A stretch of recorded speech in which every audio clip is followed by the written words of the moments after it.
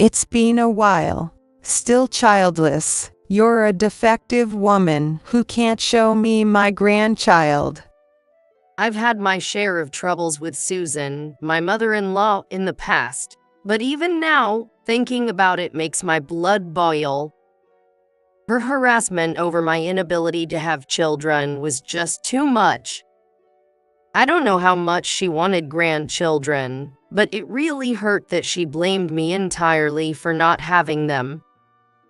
To call someone defective, what a horrible thing to say. I couldn't help but be somewhat impressed by it.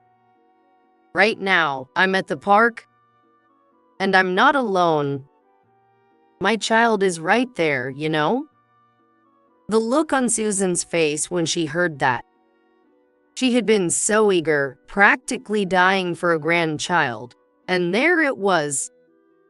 But reality can be cruel. She doesn't realize that what goes around comes around. How naive. I guess it's time she figured it out. I won't let her forget this now. My name is Anna, and I'm a 45-year-old homemaker. I've always loved children, which led me to earn a teaching credential at university and work as a teacher at a public elementary school. The teaching job was challenging at times, but there was joy in being involved in the children's growth, and I felt it was my true calling. I was immersed in my work, but one day a childhood friend introduced me to someone. That was how I met my husband, Michael. At the time, Michael was 25 years old, had recently graduated from college, and was a history teacher at a middle school. Apparently, he was concerned about the lack of opportunities to meet people while working at a middle school. Additionally, he had been devoted solely to his studies during college, so he hadn't dated women much. He had mentioned that his interest in dating women was the reason he consulted a friend. Even though the ages of the children we teach at elementary and middle school are different, I and he are both teachers, so she introduced him to me. When my friend introduced him, I wasn't seeing anyone and was all about work. So I wasn't too keen on it, but I thought I'd meet him at least once. I remember that day clearly.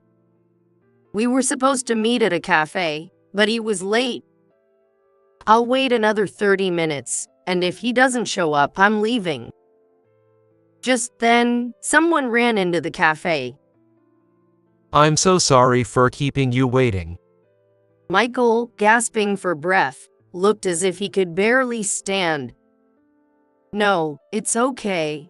I was just worried something had happened. Actually, I got caught up recommending books to a student in my class, and before I knew it, it was time to meet. Hearing his response, I couldn't help but burst out laughing. At the same time, I could tell he was a good person. If he could get that involved in discussing books with a student, he must be well loved. And I couldn't blame him for imagining Michael eagerly introducing recommended books to his students. I'm sorry, it's our first meeting, and I'm laughing so much. I want to know more about you. Oh, really? Seeing you smile made my nerves disappear. You were nervous. Yes, well, I didn't expect to meet such a wonderful woman. Michael said, somewhat shyly. Come on, I'm almost 35, you know? I'm probably quite a bit older than you. I'm 25 now, but age doesn't matter to me. Michael and I started to have more conversations, trying to understand each other better. It was clear he was well liked by his students for his passion for work, his compassion towards others, and his popularity. It seemed that Michael also thought highly of me. We haven't known each other long, but I'd regret it if I didn't say this now. Would you consider a serious relationship with marriage in mind with me? Michael asked, his face turning red as he looked at me. My mind was made up. I think I could have a good relationship with you, Michael. Thank you. Time spent with Michael was always enjoyable. Beyond our dates, I found myself wanting to be with him more and more, and then he proposed to me. Since the first time I met you, Anna, I've hoped we could be together forever. Will you marry me? Yes, I feel like I can be happy with you, Michael. I answered without hesitation. We met each other's parents and made it official. We were going to get married. Marrying the person I love and living together was something I couldn't have imagined just a short time ago. We discussed our future work and children as we planned our marriage. Michael respected my thoughts and my life. That was one of the reasons I fell for him. Even after we're married, I want to continue working. I really love my job as a teacher. I can see that, Anna. But what about children? I'd like to have them if possible, but I want to respect your thoughts on actually having them. Of course, I want children too. It might be tough balancing them with work, but I hope we can have them sooner rather than later. Michael and I decided to try for a child while I continued working within what was possible. This is something bestowed upon us. We can't control it on our own. However, I didn't realize that troubling times were starting to brew in our life. I'm heading out to sports practice. Okay, darling. You'll be back by dinner, right? Take care. After seeing Michael off, I was drinking coffee alone in the living room when the doorbell rang. Hello, Anna. Hi, Susan. Michael's at school for sports practice. Is there something you need? Susan seemed momentarily disappointed, but then turned back to me and suddenly said, It's almost been a year since you got married, hasn't it? Yes, thanks to you. That's not what I mean. Before you look after other people's kids, you should have your own. If you can't even manage that, you might as well quit your job. Susan looked frustrated, as if she couldn't convey her message clearly. It's kind of sudden to say that. Isn't it about time? Or were you not planning on telling me until you're stable? What? Children? You're 35, aren't you? It's normal to have 2 or 3 kids by now. I was taken aback by her sudden interest in having children. But this isn't something I can just decide on my own, so I decided to be honest. Michael and I have been talking about it. If it happens, you'll be the first to know. What are you being so casual about? I can't understand how you can afford to wait. Her increasingly anxious demeanor puzzled me, especially since she had seemed so calm when we met before we were married. I'm sorry if I upset you, but this is not something I can control on my own. So what are you saying? Is it Michael's fault? Then Susan walked briskly into the room, and from inside, I could hear Susan's voice. What is this machine? I just tripped over it. I'm sorry, that's an air purifier. An air purifier? It's so big. I'm particularly sensitive to the air quality because of my dust allergy. I'm really sensitive to house dust, and I start sneezing uncontrollably. That's why I have this air purifier, even though it's in the way. I'm sorry. Then Susan sighed heavily. Are you just making excuses? Excuses? Because that's it. You say it's dust or allergies, and that makes you weak, doesn't it? If you really need fresh air, just open a window. Unfortunately, I live on the second floor of an apartment building in a busy area. I'm also worried about exhaust gas. Well, there is exhaust gas, so I can't really open the windows much. Relying on such a nonsensical device. That's why you can't have kids, isn't it? Susan seemed convinced she was right as she looked at me with a self-assured expression. You want children, right? Then come to my house next week. But, well, It's fine. My husband isn't home, and I'm the only one there, so it won't bother anyone. I guess I have no choice but to go. Just thinking about it made me feel depressed.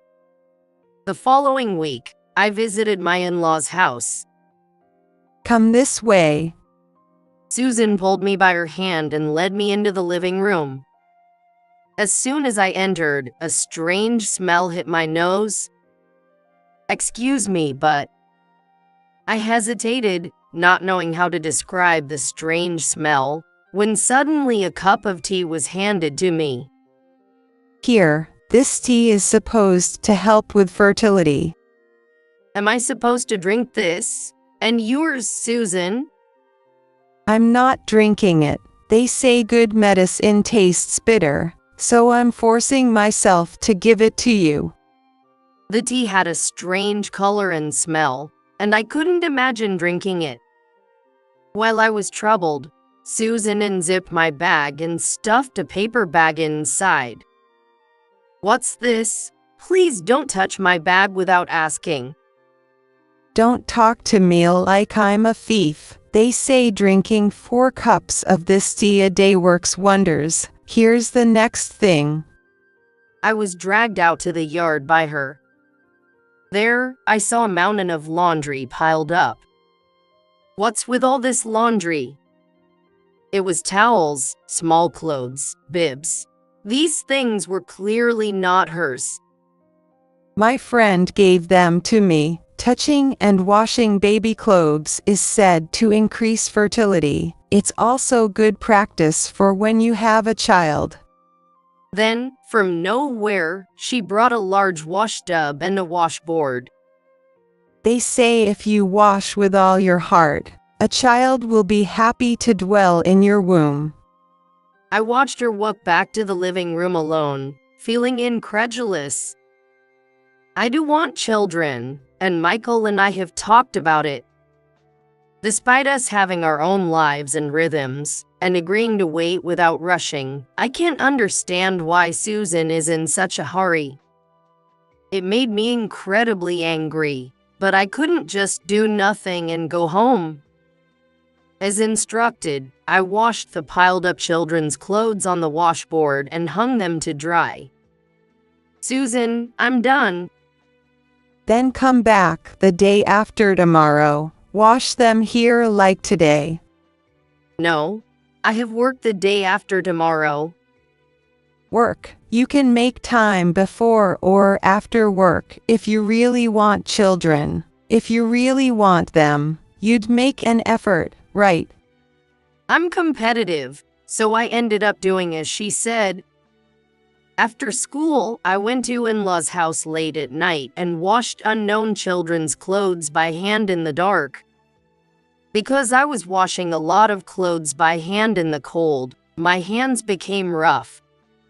I use hand cream to prevent it, but my hands quickly became dry and chapped. Hey Anna, what happened to your hands?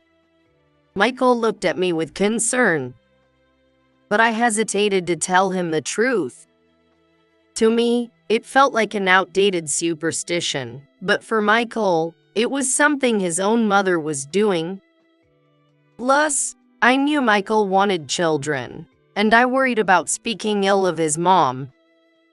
Actually, Susan keeps asking when we'll have kids. She told me that washing children's clothes by hand could help with fertility, so I've been going to her house every other day to wash them. Michael looked at me in disbelief. Really? You seriously think that will help you have kids? After thinking for a moment, Michael seemed to make up his mind about something. Let me talk to my mom.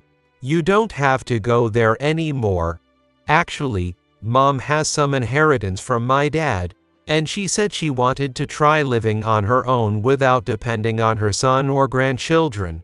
I'm also going to see a doctor. A doctor? Why? Because having kids isn't just a woman's issue, right? Maybe there's something wrong with me, and it's better to know. I admired this side of Michael. He took my concerns as seriously as his own. Thank you, but don't push yourself too hard. It's for you, Anna. I can't just sit by and do nothing. However, it was clear that Susan wouldn't quiet down so easily.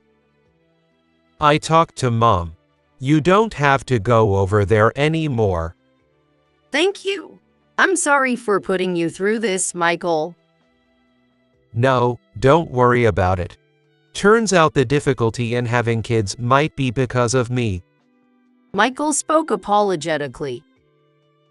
But the doctor said it's manageable with medication and regular visits.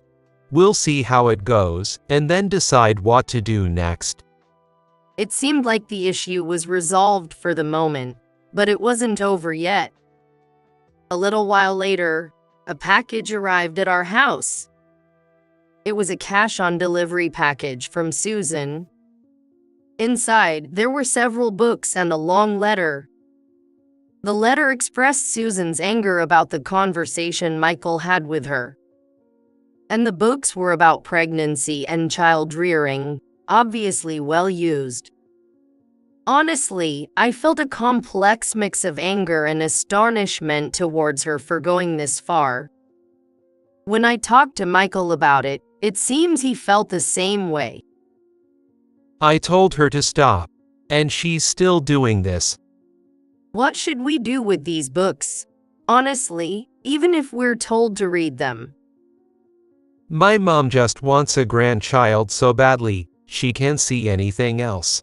I'm really sorry for making you feel this way. After thinking, Michael carefully chose his words. It must be tough for him, being caught between his mom and his wife. She is my mom, but I want to protect my wife, Anna, the most. If it comes to hurting you, I'll need to rethink my relationship with her. But she's still your mom, right? I don't want you to have regrets if something happens. Weddings and funerals are unavoidable, but beyond that, we don't need to interact. I'm really sorry for not realizing this sooner. Michael apologized to me. We decided that outside of necessary social obligations, I would avoid any contact with Susan, blocking her calls and refusing her packages. Michael was still sending her a little money on his own, but since that was a matter between him and his mom, I chose to stay out of it. For a while, we lived peacefully without seeing Susan. Maybe keeping her away was the best thing Michael did for my stress. About 10 years after these problems with Susan started, I was sitting on a park bench, leisurely drinking my coffee. As I savored my coffee, which I hadn't enjoyed in a while, a voice came from behind me. It's been a while. Still childless. You're a defective woman who can't show me my grandchild. For a moment, I didn't recognize who it was. But it was my mother-in-law, Susan, much thinner and smaller than before. She's still the same person who looks down on others over the years. Her spiteful gaze made the warm coffee I was enjoying suddenly taste cold and bitter. It was a stark reminder of how emotions can dramatically alter our sense of taste. Well, Susan. Not showing your face around. What's that about? Surely you haven't been saying unnecessary things to Michael. I didn't mean it like that, Susan said while poking the ground near my feet with her cane. What's your intention avoiding your husband's mother to this extent? She scrutinized me from head to toe with a tone full of sarcasm. Sitting here alone in the park, sipping coffee so elegantly, you must feel very pleased with yourself. Susan hasn't changed since the day she commanded me to wash a stranger's baby clothes. I had managed to live peacefully without seeing her for 10 years. I would prefer not to meet her if possible, but I gathered my courage to speak. My children are right over there. Susan looked puzzled for a moment, but then she burst into laughter. She was laughing so hard that her teeth were showing. Is it so funny to her that I have children? She must have decided long ago that it was impossible for me to have children. That's why I think she can take such an attitude without any qualms. It's her prerogative to believe that only those with children can be happy, but I wish she wouldn't impose her values on others. Then she suddenly turned serious and glared at me. I braced myself for what she might say next. And here I was wondering what you would come up with. Aren't you considerably older than Michael? As if you could have children. It's true that I'm older than Michael, but it's offensive to assume that precludes me from having children. After all, many couples with an age difference manage to have children without issue. I took a deep breath, ready to speak my mind. That's why. Suddenly, Susan put her index finger to my lips. She raised her finger, signaling me to stop talking, and glared at me. You should have just done as I said. I don't know what you told him, but you made Michael run away from me. No child would come to such a cursed person. I felt the weight of her oppression. Having been estranged for 10 years, honestly, I felt physically threatened. The thought of being swallowed up by this situation made me anxious. As Susan was berating me, my children ran over from a short distance, looking concerned. I felt terrible for making them see me like this. Mom, what's wrong? Is this person someone you know? Well, this person is. I hesitated to tell Mary and Emma the truth. Although Susan brings back bitter memories for me, she is their grandmother. Is it right to keep them apart based on my personal feelings and reluctance to meet her? But how should I introduce her? I was conflicted. Mary and Emma had never met Susan before, and I hadn't even mentioned her, so they wouldn't suspect she was their grandmother. Then Mary and Emma began to whisper among themselves. They were trying to whisper, but I could hear their voices. Emma, could this person be? Right? Mary, do you think so too? Because she was also around the other time, it must be her. Susan pretended not to notice their whispering but approached Mary and Emma. Her hands trembled as she reached out to touch them, and the two of them watched with indescribable expressions. Indeed, to Mary and Emma, she was a stranger. Having a trembling hand suddenly thrust toward them would understandably be terrifying. Could you really be Michael's children, my grandchildren? Susan approached Mary and Emma as if it were a touching reunion. Then Mary and Emma stepped back a few paces and said to her, Aren't you the nagging old lady from the store? What do you mean? You thought so too? I thought the same. The two suddenly got excited, and I couldn't understand what was happening. She's always at the store near our school. Exactly. We always see her yelling at the clerks. What are you talking about? She's the person from the store near our school. She's famous for loudly demanding her money back from the clerks. Right? She only yells at the young people and says nothing when the person wearing a manager's badge is there. I had never heard this before, but it was clear she was selectively targeting people to harass. It was as if she only attacked the vulnerable. I'm just teaching them that they should listen to their elders. I'm doing the right thing. That's so.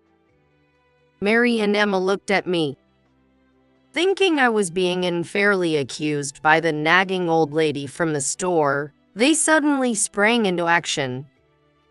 Mom hasn't done anything wrong. Please stop. Susan, pretending not to hear, moved closer to the two. For Susan, meeting Mary and Emma must have been a momentous occasion. Tears even appeared in her eyes. Really, my grandchildren? Well, since we're here, let me get a good look at your faces. Don't come any closer. If something happens to Mom, I'll sound this. Then, Emma brandished a personal alarm. Seeing the bright-colored, large personal alarm, Susan seemed to shrink back. Anyone would flinch if threatened with a personal alarm. A grandmother being treated like a suspicious person by her grandchildren is certainly not common. I instinctively tried to ensure the safety of the two. Then Susan started shaking uncontrollably. That's so. Being treated like a stranger by her long-awaited grandchildren must have been a huge shock. Susan, shivering, looked quite small. However, I was more concerned about something else. I decided to confront Susan further. According to Mary and Emma, you've been demanding refunds at the convenience store. Why is that?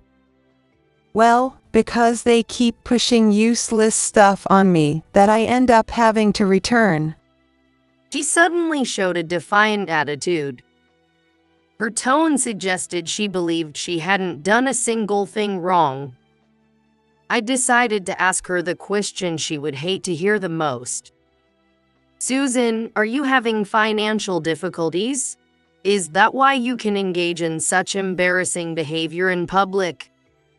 Embarrassing. How dare you say such disrespectful things to an elder? Believing she deserved respect, it was clear she was uncomfortable having her motives questioned, and Susan seemed a bit flustered. But to be aggressive only towards young clerks, that's usually too embarrassing for most people to do. It's impressive that you don't feel that way, Susan. Shut up. Enough already. Susan clenched her teeth in frustration. Then Mary, with a puzzled look, said, This woman always shouts for a refund after she's finished eating, waving around her empty containers. That would make sense. It was absurd, brandishing empty containers and yelling. What do you even do with empty containers? I don't know, but she keeps saying, doing this to a poor old woman who has no money. The children's words made me realize something. Are you having financial difficulties? Yes, it's terrible to think about being old and in need of money. As far as I remember, Susan's house used to be filled with branded goods. She probably spent all of her husband's inheritance. It must be tough to live struggling with money. If you understand, could you send me a little money? $1,500 or even $1,000 would do.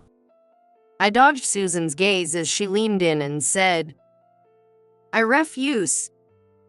What? After all you've done, now you ask for help when you're in trouble. That's too much. Susan glared at me, visibly upset. You're really heartless to not offer a helping hand to such a frail old woman. As usual, she looked at me as if it were only natural that I should extend a helping hand to her. But there's no need for that. It's all your own doing. It's sad that these kids have to be raised by a parent like you. Mary and Emma then stepped in front of me and addressed Susan. It's not sad at all. We love our mom and don't say terrible things.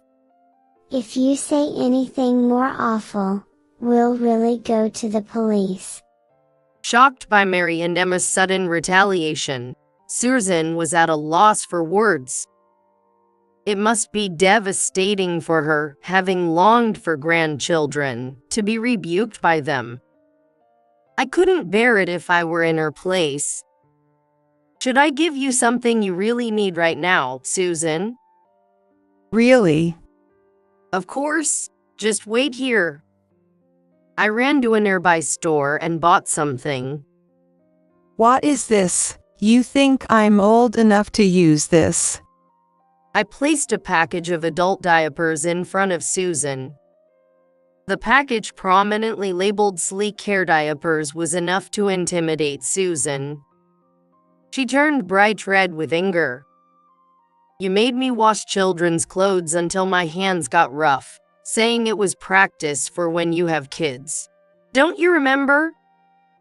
Susan's face turned awkward.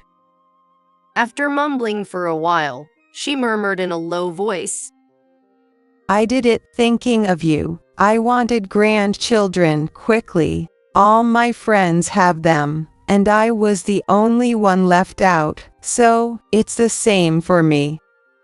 For Susan's sake, and because everyone else has grandchildren, you want them too? Are you a child? Susan glared at me resentfully. Treating people like they are old or like children, you'll see, it will come back to bite you. It's convenient how you think it's okay for you, but not for others. Then Michael's voice came from behind. He had coincidentally seen us and came over. I can hardly believe it, but you're not still harassing Anna, are you? Harassment sounds so harsh. It's just that, well, I explained the situation to Michael. It seems like Susan is out of money. She's been causing trouble at the local convenience store. Last time I was at her house, it was filled with designer bags and wallets. Michael's normally calm expression suddenly hardened. Mom, weren't you supposed to be managing with Dad's inheritance without bothering anyone? And didn't you promise to stay away from Anna? no, I just happened to run into Anna. Come on, how could it be a coincidence? In this huge park, especially a children's park, and you just happened to bump into Anna. Who would believe that? Susan fell silent. Michael had hit the nail on the head. You've always loved buying designer goods, but are you still doing that now? Well, I just kept buying bags and shoes that suited each occasion, and it kind of got out of hand. I've been sending you money out of my own allowance, and you were buying that many bags and wallets. I told you before to only buy what you need. I feel betrayed by your wasteful spending. She then clung to Michael. This is all a mistake, a lie. What's a mistake? A lie. It's clear now that you're a liar. Don't contact me anymore, and of course, no more money from me. Michael turned and walked away, never looking back at his mom. She collapsed on the spot. Rejected by her own son, she likely wouldn't recover from this. If only you had hurried up and had children, it would have been better if you had them while I could see them. Well, I didn't have children for your sake, Susan. Then I went home with Mary and Emma. I thought I'd never want to meet her again. And it seemed they hadn't seen her since I warned them to be careful when going to and from school. One day, relieved that all was quiet, I got a call from the hospital. Apparently, a few days after our encounter, Susan had tripped and fallen at a step in the neighborhood supermarket. When I went to the hospital to pick her up, I found Susan in bed, along with the supermarket manager and a police officer. She had taken a bad fall and apparently broken her leg. I learned that she had been secretly taking items from the ready meals section, and the store had been watching her. No, this is... I don't want to hear your excuses. It's embarrassing, so please don't contact me ever again.